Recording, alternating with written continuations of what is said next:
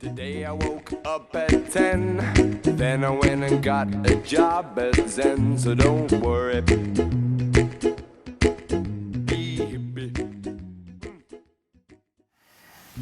Hey guys, and welcome to another How To Zen. Today we're going to be talking about cleansing crystals, and we're just going to go over some real basic ways in which you can do it from home with ease and just really simplified. There are tons of ways to cleanse crystals. We're going to go over just about 3 today. There are some really unusual ones and some really interesting ones, and they all work as far as I'm concerned. Firstly, you're going to need salt. If you haven't got seawater available, if you live by the coast, great stuff, grab some seawater, use that. If not, make your own. Get some sea salt if you can. If you don't want to use that, you can use table salt. Salt acts as a conductor, it draws away, hence why if you were to put salt on the snow, for instance, the snow turns to water. So salt is a great inhibitor to getting rid of all that energy. Now we're going to be leaving our crystals soaking for about 24 hours. Some people do it overnight. That's cool, but for some crystals they need a lot more deeper cleansings than that. So I tend to leave it in for about 24 hours. So you put it in the bowl, put as many as you want. You don't have to have a bowl just like this.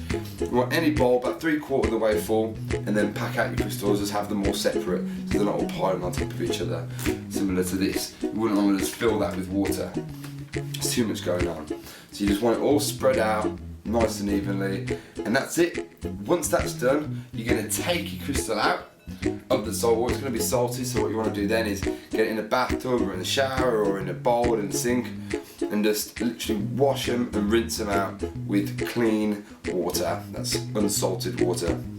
Now what you don't want to do, you do that for about 10 to 15, 20 minutes. Yeah, so that's that. You don't want to do it with things like selenite or any salt-based crystals. It will just melt away. You will get more salty water, but you will end up without your crystal. And if you really like your crystal, then keep it away from water. Just check the structure of your crystals before you go ahead and do this. Another way is dry salting. Now I believe this is the way to do it. You pack out a bowl, it would be a glass bowl again, fill it with dry salt, and then you would put a glass, preferably maybe without the bottom, and you bury it into there, and you put your crystal in that. And that could be either in fresh water or not at all, and the salt will somehow get it out, but it takes a lot longer. So you're looking at a week, 24, 48 hours, minimum for that. So this is the faster process for cleaning it. Another way, a really cool way, if you're trying to kill 2 birds with 1 stone as well, I find smudging. So you're getting your sage, just a small sage stick will do. Have all your crystals laid out in front of you. So say if we have these, and I've just got them just in front of me here, and I set fires on my stage, I have the white smoke, and I will send lots of positive energies, sort of banishing any, negative or unwanted presences around the crystals. Use a feather if that's what you prefer, and you're just asking all of that politely to leave. And again, that will cleanse it as well. It's a really nice way to do it. Make your house smell nice, if you like the smell, of course. And you can go around your house afterwards and bless your home, which is another thing. So that's really cool. So that's 3 ways. There are more ways, and there's a description in the bottom of here with quite a few different ways to do it, and links for you to go and try so you can experiment. Obviously, if you're going to buy salt like this, it's quite expensive, so you don't want to be doing it all the time and too often. But as much as you use your crystals, is as much as you're going to want to be using your salt, essentially. So that's it for the cleansing side.